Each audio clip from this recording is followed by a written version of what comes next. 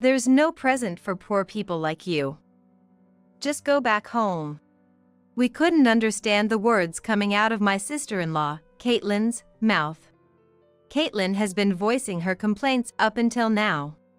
It seems she hid the gift meant for her daughter, Mary. The reason she had been in the next room was apparently to hide the gift at the last minute. Caitlin snatched the present Mary had prepared right out of her hands with force. After inspecting the present from various angles, she threw it on the floor. "Such a meager thing can't possibly be a gift. Anyone who would give such a thing isn't family. Go back home." It appears she was displeased because it wasn't the brand she specified. On the floor, earrings that Mary had chosen one by one were scattered. The children who participated in the gift exchange picked them up, but Mary, frozen, seemed unable to comprehend what was happening right in front of her. Gradually realizing the situation, tears quickly filled Mary's eyes. She's just a 13-year-old middle school student. It's no wonder she ended up crying. Watching Mary like this, Caitlin had a triumphant look on her face. Arriving late, Zella also entered the room and laughed at Mary, who was in tears. Taking advantage of this moment, Caitlin continued to hurl insults at us. However, that didn't last long. I am Michelle. While working a part-time job, I raise my only daughter, Mary, and am about to enter my 50s. Mary was born when I was 35, and she turns 13 this year. I have a husband named Kendrick, who is 1 year older than me, but Mary is not Kendrick's biological daughter. Before marrying Kendrick, I was married to another man. Mary is the daughter from that previous marriage. Blessed with a loving daughter, the three of us lived happily, but that life did not last long. My former husband died in a traffic accident. At that time, Mary was just 3 years old. She barely remembers her biological father. I was engulfed in grief immediately after his death, but I couldn't afford to lose Mary as well. As a single mother, I resolved to raise Mary. To do that, I needed money. Since then, I've spent my days juggling childcare and part-time jobs. I met Kendrick at work, 2 years after making my decision in the spring. Being a single mother, I sometimes inconvenienced my colleagues with tasks like picking up from kindergarten. Kendrick supported me attentively during those times. Attracted to his kindness, we began dating. Initially, Mary was nervous around Kendrick, her first encounter with an adult male. He understood her nervousness and approached her not as a dad, but as a friend.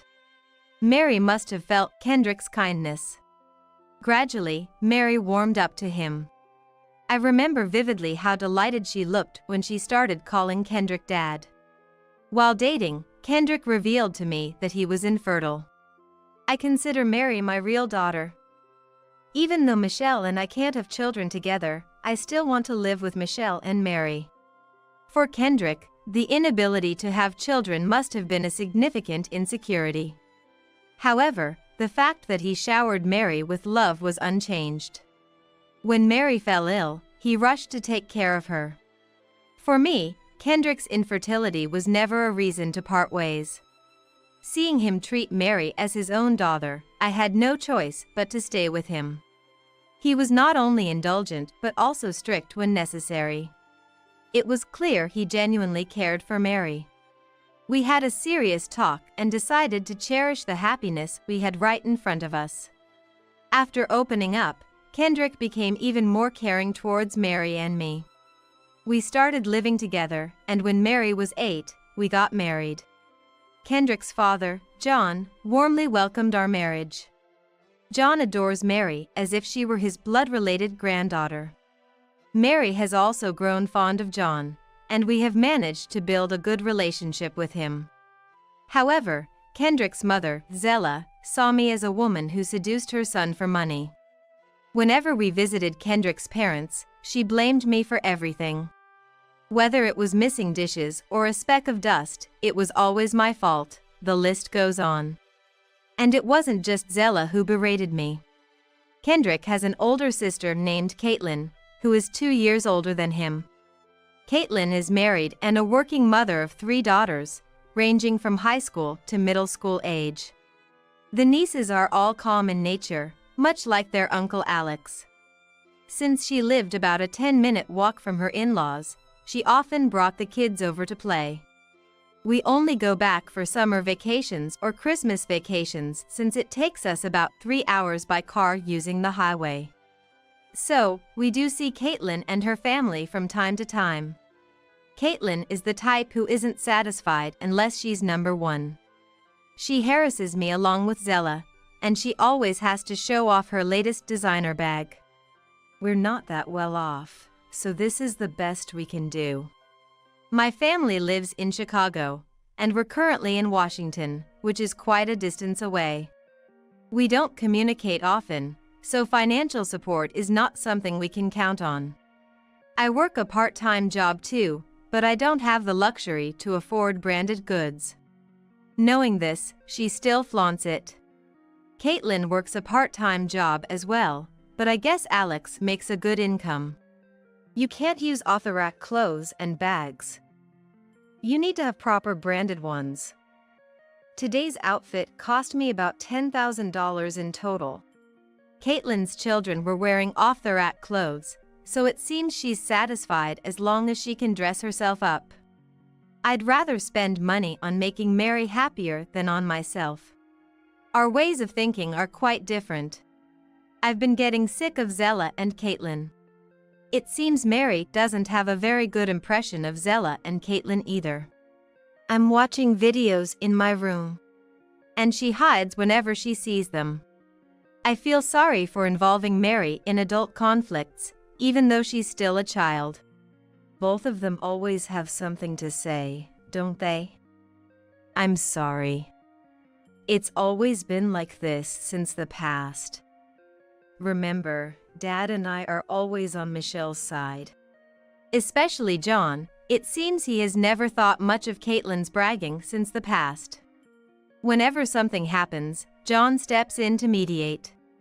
Kendrick also seems to have no fond memories of Caitlin from when they were younger, like when she would eat his favorite snacks.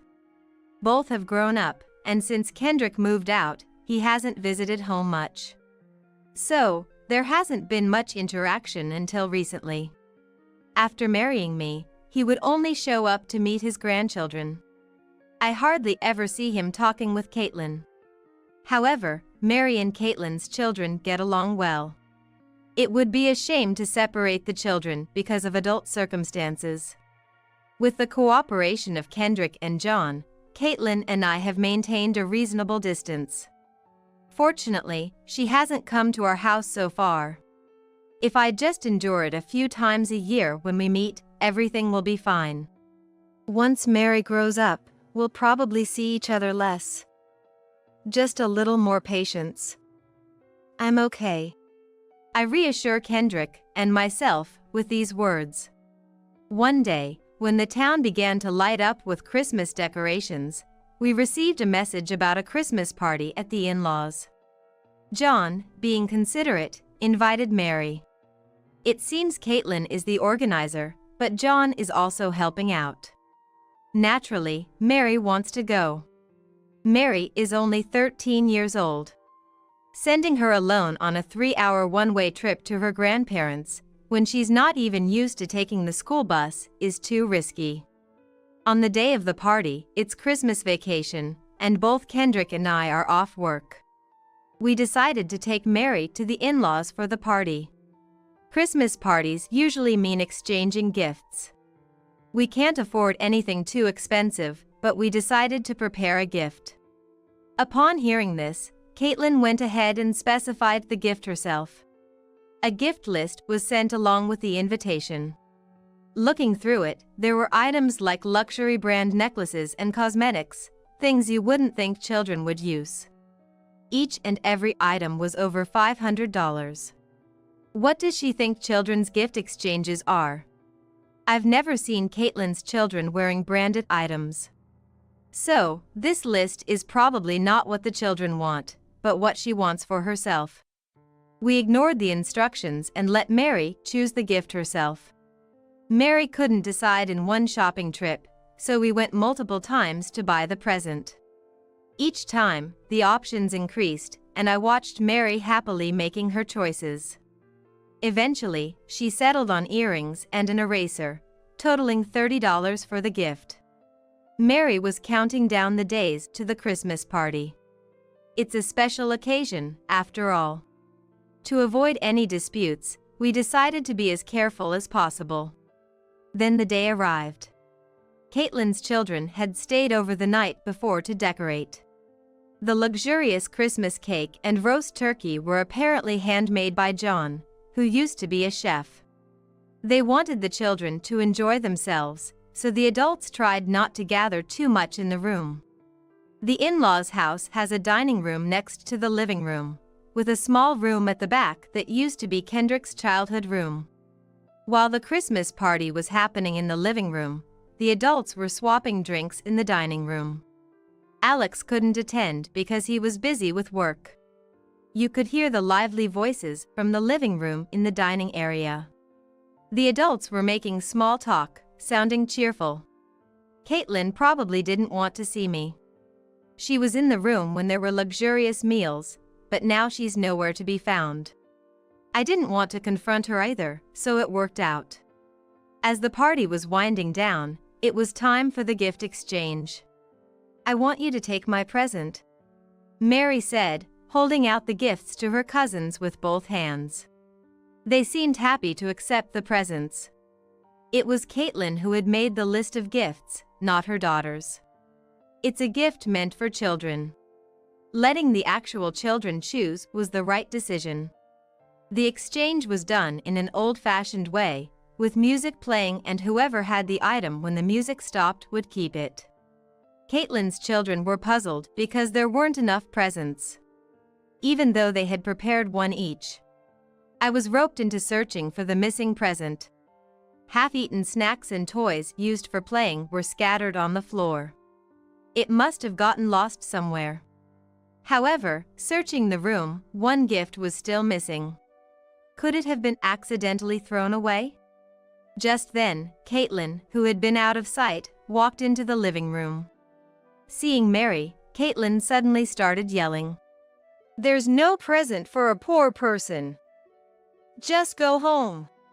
We couldn't understand what Caitlin was saying. She was voicing her grievances until now. Apparently, Caitlin had hidden the present meant for Mary. She had been in the next room until now, presumably to hide the gift at the last minute. Caitlin forcefully took the present from Mary's hands. After inspecting the present from various angles, she threw it on the floor. "Such a poor thing can't possibly be a present. Someone who gives this isn't family. Go home."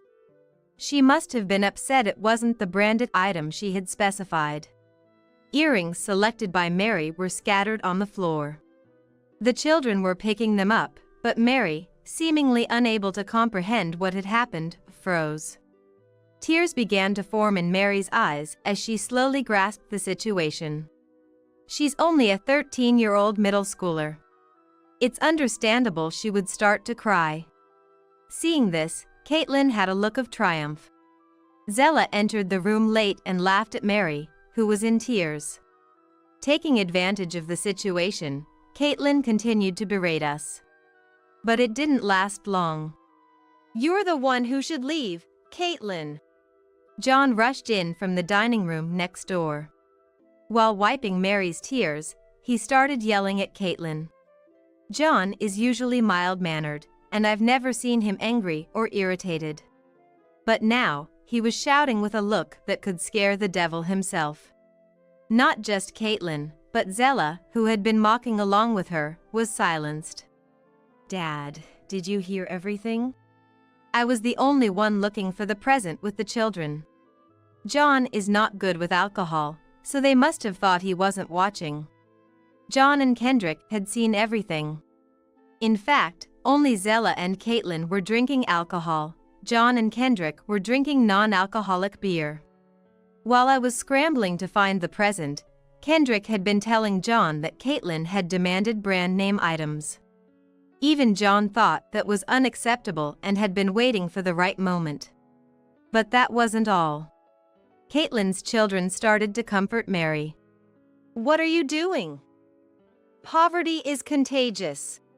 Caitlin frantically tried to persuade the children to stay away from Mary with a panicked voice. The children ignored Caitlin's persuasion.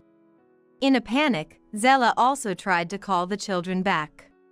But they all faced Mary, not turning back at all, as if their actions were showing that what the two were doing was wrong. It seemed Caitlin and Zella had thought the children would always be on their side. Seeing the children's actions, Caitlin and Zella were flustered. "When will you stop wanting brand name things? You're just a working mother now." To my surprise, after moving the children to another room, John shared a story from the past. It turns out Caitlin had always had a spending problem. In her student days, Caitlin started working at a girls' bar wanting money to play. Unlike convenience store part-time jobs, the girls' bar paid well. It's understandable for a girl fresh out of high school to get carried away with so much money. Moreover, the job required dressing up in brand name dresses and bags. Caitlin would work at the girls' bar, buy the latest brand name bags, and increase her shifts when she ran out of money. This lifestyle continued for 3 years. However, she quit in her 3rd year of university because John found out she was working at the girls' bar. Caitlin tried to keep working in secret, but she gave up when threatened with being kicked out of the house. John said that was the only time he had ever shouted at Caitlin. After quitting, she worked as a supermarket cashier and eventually became an office worker at a general company, where she met and married Alex, then quit her job. Even after quitting, she couldn't escape the lifestyle of buying brand name items. Alex frequently scolded her for it. "If you can't buy it yourself, it means it's not suitable for you. Don't make others buy it for you." The gifts she demanded from us were all things Caitlin wanted to buy. "What's wrong with that? Isn't that what presents are for?" Caitlin retorted, gasping for breath. "Caitlin, you're living on your part-time income now, right? How can you afford so many brand name items?" I'm just increasing my shifts. I bought everything with my own part-time income." She hesitated a bit, as if hit where it hurts. John didn't miss that hesitation. "Then what's this?" John pulled out his mobile phone and showed us a screen. It displayed the total amount of debt from a private financial institution. "Why do you have this?" "I saw it in Zella's room. There's no better proof than this." Caitlin fell silent and looked down. The atmosphere was no longer that of a Christmas party. That day ended with us being told we were better off leaving. For the children, it probably became a Christmas they'd rather forget. We bought Mary's favorite stuffed animal on the way home and decided to have a family party of our own. 3 months later, John contacted us. Caitlin had gotten a divorce. Alex hadn't known about the debts. He panicked and conducted a personal investigation after learning about them through John. Shockingly, Caitlin had canceled the children's educational insurance and spent all the money on brand name items. Alex couldn't forgive her and chose divorce. Caitlin, taking Zella with her, stormed into Alex's parents' house. However, that backfired, and she was disowned. Since that Christmas, the children had also distanced themselves from Caitlin. Fortunately, they were all over 15 and chose to live with their father, Alex. Caitlin is now facing claims for alimony and child support in the divorce proceedings from Alex. Although the payments are in arrears, Alex isn't struggling with childcare finances because of his earnings. However, raising 3 children alone as a man is quite challenging. He had been busy with work even when he was married, often leaving the house empty. That's why he couldn't attend the Christmas party. Should I help with everyone's studies? I'm currently researching online courses at work, so it would be perfect. Kendrick has always loved children. His nieces were fond of him too, and he would sometimes teach them when they were at his in-laws. He owed it to them for defending Mary. Officially requested by Alex, Kendrick began to occasionally oversee his niece's studies online. Even though it's been half a year since the divorce, I still get snide messages from Caitlin every now and then. On the other hand, Caitlin continued to blame Kendrick and her nieces. I raised them. What ungrateful daughters! I raised them with kindness. They'll surely regret this. Divorce is out of the question. After the divorce, Caitlin apparently returned to her parents' home. Since then, Zella has always sided with Caitlin, no matter what, despite her volatile temper. John began to question Zella's behavior. Zella, who used to scold Caitlin, is now affirming everything. The current Zella would certainly seem odd to anyone. When John started investigating Zella secretly, he found decisive evidence. John asked us to check it out, so we visited his house for the first time since the Christmas party. Kendrick and I had been keeping our distance from his house. Since John regularly visited our home, there was no reason for us to go there. The two always went shopping at the same time. When we arrived, they were out. The living room, once lavishly decorated, now had only John's dishes laid out, giving off a melancholic vibe. Going through them, we found debts listed under John's name. There was no need or reason for John to be in debt. As we finished going through everything, we heard the front door open. They must have seen our shoes. The two rushed into the room in a panic. Why are you two here?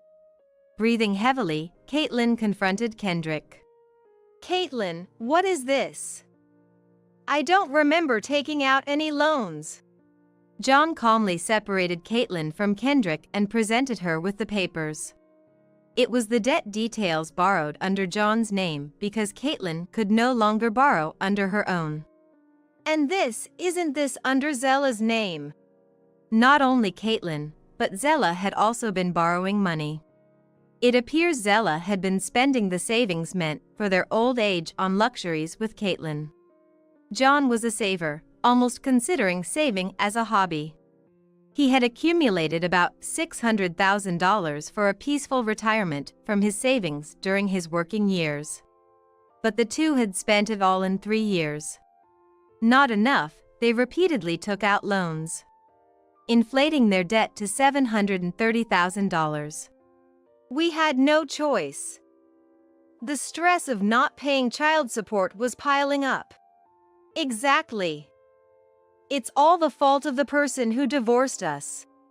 Don't shift the blame. The responsibility lies with you two for not controlling your desires. Caitlin and Zella continued with their unseemly excuses, blaming Alex, the daughters, John. Where did they get the idea to blame others? John refuted all their arguments with sound reasoning, and finally, the two fell silent. As if to end everything, John presented the divorce papers. Marrying you was the shame of my life. Caitlin is not my daughter. Seeing the divorce papers filled out in John's section, Zella began to apologize frantically. While crying, Zella started a deep apology. Yet, Caitlin just looked on, offering no apology. Zella started urging Caitlin to apologize too, but Caitlin, unwilling to apologize, argued back. With nothing left to say, John left the scene. What are you doing standing around? Go bring Dad back. After John left, Caitlin began to panic. Everything had been just talk, and she hadn't expected any action. Now you're trying to ingratiate yourselves with us? After everything you've done. Please, don't involve us anymore. Staying any longer wouldn't do any good. We also left the in-laws' house. That night, while relaxing in the living room, the doorbell rang. It was past 10 p.m. An unreasonable time for a visitor. At the door stood Caitlin. Kendrick said he would handle it, so I watched from the living room. "What do you want at this hour?" "For a brother without seeds, you're awfully cheeky. Just let me in already." Apparently, after we left, Caitlin and Zella had an unprecedented fight. And Caitlin was kicked out of the house. She tried going to Alex's, but was, of course, turned away. Unwilling to spend money on a hotel, she came to our place intending to crash. "This is a joke. Leave now or I'm calling the police." "We're family, aren't we? Just let me in already." Ignoring Kendrick's warnings, she continued to cause a scene loudly. Even when warned about disturbing the neighbors, Caitlin only became more agitated. With no sign of her leaving, we did as we said and called the police to have Caitlin removed. "Why should you two be happy? I will never forgive you." As she was being taken away by the police, she spat out those parting words. Kendrick, Alex, and I had all tried to reach out to Caitlin at first. She had destroyed all of that herself. Approaching 50, Caitlin likely won't change her personality now. Having lost money and family, she can't accept that she's reached a point of no return. Later, we received a thank you call from John, along with a report on the two. Apparently, Zella and Caitlin had been blaming each other. Eventually, they became estranged from each other. Both burdened with debts in their own names, they're living in poverty. Zella paid the compensation money for the divorce lawsuit to John immediately, but she didn't have the means to come up with such a large sum instantly. She must have taken on new debts to make the repayment. Fortunately, the debts taken out in John's name could be covered by the compensation money. John has rented a new place and is working as a taxi driver, saving for his retirement. His granddaughters continue to visit him, even after the divorce. Despite everything, they still cherish John, who is filled with gratitude for their affection. And on another Christmas day, at John's new home, Mary and the children exchanged presents. They had chosen themselves. No brand name items, but presents that brought smiles to the children's faces are the best. Do branded goods and large sums of money that are not suitable for you change a person's personality so much? This incident made me rethink the value of money. Mary still spends time happily with her cousins, silently ensuring they don't follow in Caitlin's footsteps.